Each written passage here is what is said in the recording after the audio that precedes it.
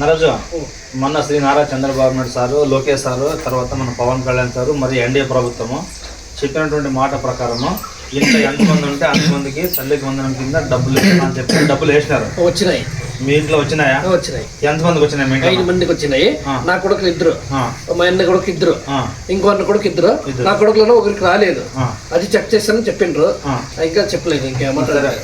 Total 6 మందిలో 5 మందికి వచ్చినాయి. 5 మంది వచ్చినాయి. ఇంకొకరు రాలేదు. ఇంకొకరికి సచివాలయం పోయి చెక్ చేసినారా? ఇంకా లేదు సార్, పోలేదు.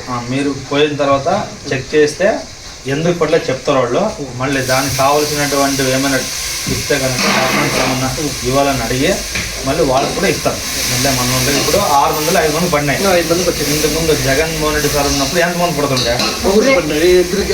2 ఉంటే 1 పడుతుంది. 2 ఉంటే ఒకే పడుతుంది. వ్యవసాయంలో ఒబ్బరిగే అప్పుడు మేళ ఇప్పుడు మేళ ఇప్పుడే మేలు.